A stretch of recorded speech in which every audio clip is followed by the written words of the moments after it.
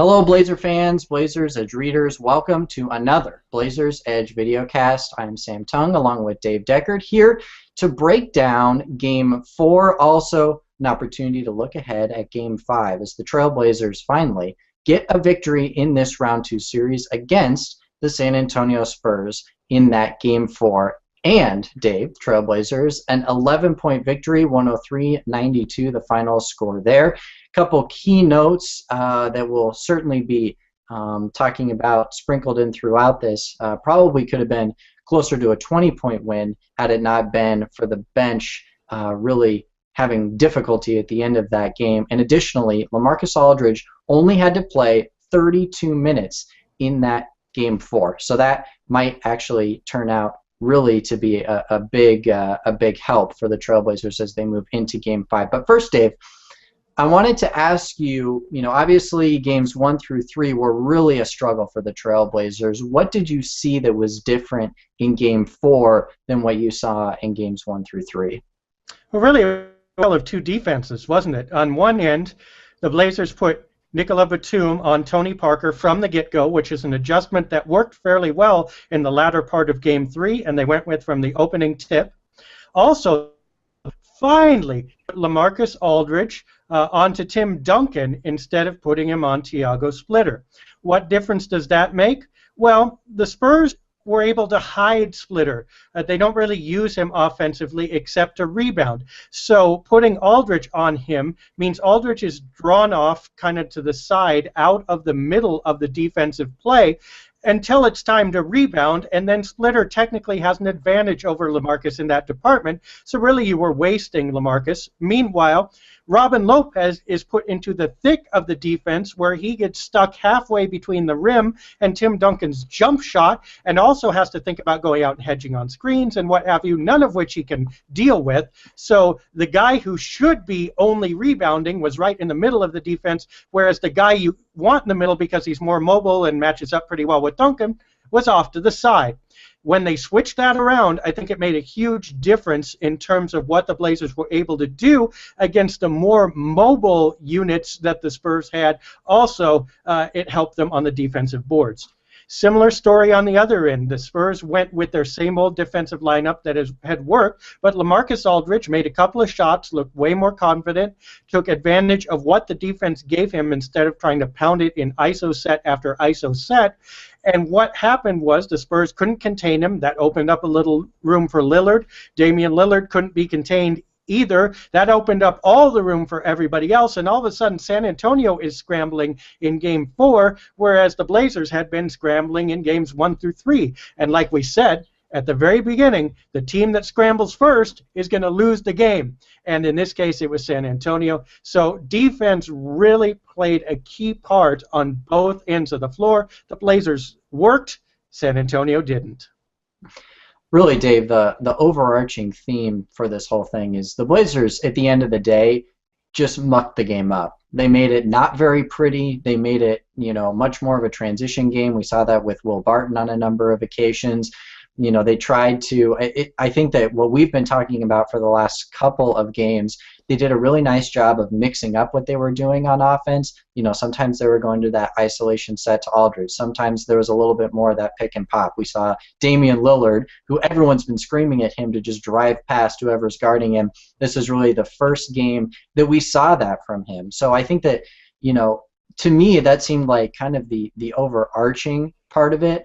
The overarching theme was just to make it not pretty, because San Antonio plays a very quality, a very efficient standard of basketball, the way that their ball movement works, the way that they're able to seek out what you're going to do on defense. And another name that really comes to mind, Dave, is Nick Batum, and the way that he played in that Game 4. Offensively, he was aggressive, but defensively, he did a really nice job on the pick and roll. Is that something that you saw as well?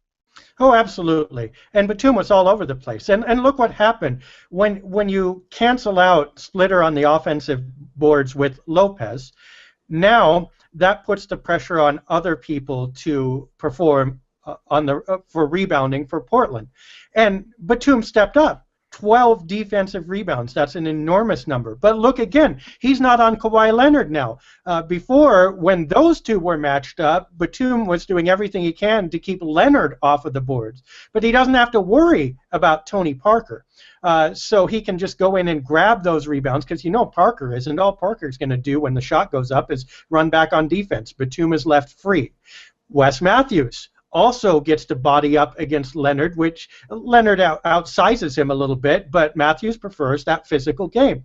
So the Blazers were able to be physical on the boards and against opponents where they could take advantage of that physicality rather than, for instance, trying to body up Tony Parker. He just snakes right around the defender and wreaks havoc. So the Blazers had the right matchups to do what they wanted to do, which was pound on the boards, get those rebounds, run out faster so San Antonio could not set up, and it worked. Let's talk a little bit, too. I didn't think I would ever be saying this, Dave, but let's talk about the positive impact of the bench in that Game 4. Both Will Barton and Thomas Robinson had quality games for the Trailblazers. Will Barton in transition, Thomas Robinson really that energy player. He had a couple nice defensive plays. He had a couple not so nice defensive plays. But you know, any positive production that you can get from either one of these guys at this point, especially with Mo Williams injured, is the icing on the cake. And 26 bench points in that Game 4. You have to be pleased with the way that those two guys played.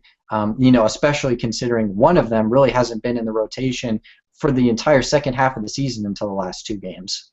Absolutely, and their teammates really set him up. They spread the floor enough for Barton and ran fast enough that Will could get out on the break, which is his specialty, yes?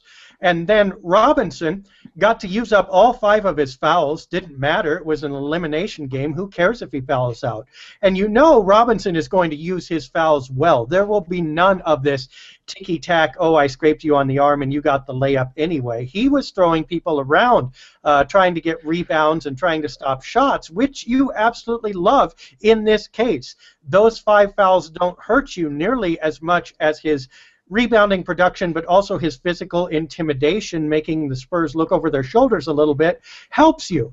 So it was an ideal situation for Robinson to just come in and go full out, which he pretty much did, and he made the most of his minutes, and nobody cared about his shortcomings because they really didn't matter that much. It was win or go home, and they just turned him loose, and he paid dividends. So, if it's the chess match kind of game, those Robinson fouls kind of hurt you, and he's really out of place.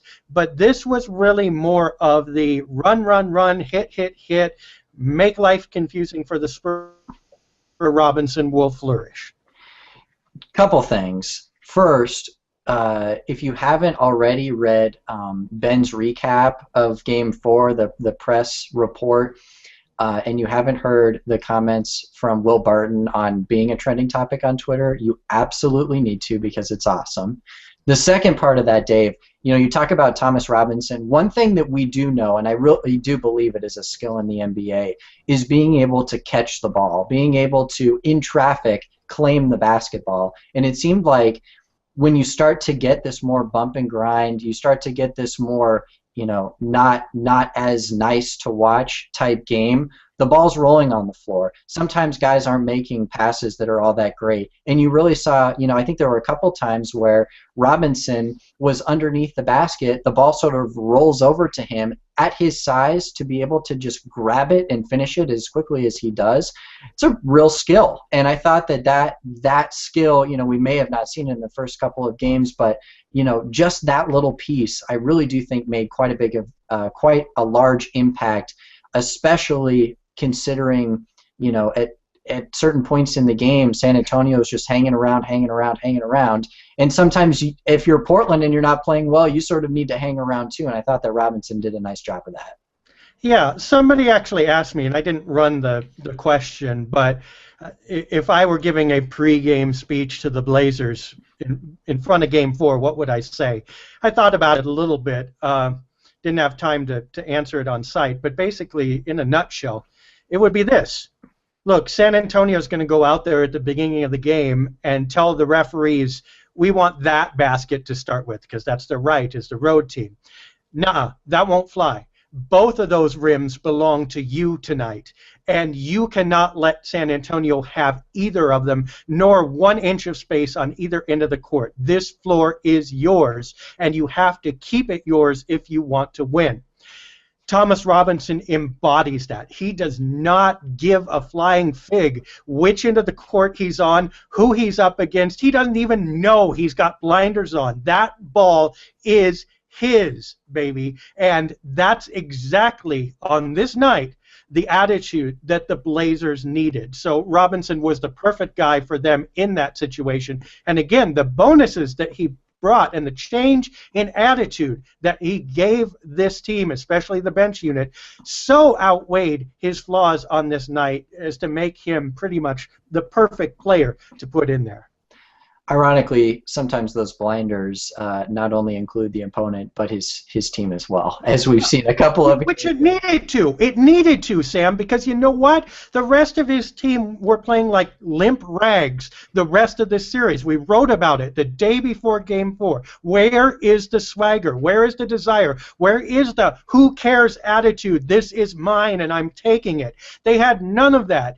Robinson was needed to ignore all of that from all 9 other players on the court and just do what he does, and he did it marvelous. All right, well, you just gave the Game 4 speech. Give us the Game 5 speech. What do the Trailblazers need to do to get – it's going to be difficult. I mean, it's obviously an uphill battle. The odds are stacked against them, but I think there were a lot of things that they did well in that Game 4. So, you know, what do you tell the team, or what are you looking at in Game 5? Well, the problem is that these adjustments came pretty late, which means you're right up against the edge of disaster and giving San Antonio all the room in the world to adjust to you. Okay? So you wish this would have happened in Game 2, because then you'd be able to see San Antonio adjust, then you have another game to adjust, and so on and so on.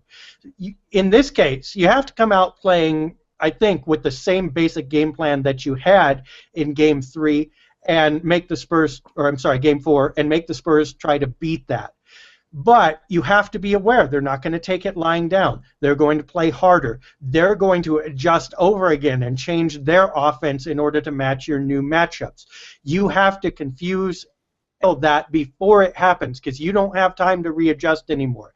That means you've got to be up in their face. You've got to have a body into them. You've got to play with just as much energy and focus and passion and absolute physicality as you did in the last game, and there is no margin for error in that. There is no room to see what they're going to do anymore and adjust to it. You have to get out there and make them do what you want them to do, no matter what they intend. And that means keeping Aldridge up in Duncan's face. That means Batum not letting Parker have any room on the dribble. That means closing out on those shooters as if your life depended on it. And everything that they did in Game 4, they have to repeat again, and then some, being ready for what San Antonio does in return. And basically, it boils down to, again, you haven't won anything here. You haven't even won the right to think about this as a series again. That's not going to come really until at least the beginning of Game 6, if not Game 7 itself. You just have to focus down on this one chance to extend it one more night and put everything you have into that game. If that's everybody fouling out, so be it. If that's getting flagrants or technicals or whatever, so be it. If that's running and using all your energy and playing Damian Lillard 48 minutes, so be it. You have to put everything into this game and try to make sure there is a Friday night. Well, they have a Wednesday night, which a lot of people didn't. I don't know how optimistic people were of that, but they did win that Game 4, forcing a Game 5 in San Antonio. You can catch that game 6:30 on the West Coast, and obviously everything leading up to it and after it, you can follow us here on BlazersEdge.com. And that's going to do it for us here on the Videocast. For Dave Deckard, I'm Sam Tongue. Once again, thank you, everyone, for joining us here on the Videocast today. We will talk to you all in a couple of days here on BlazersEdge.com.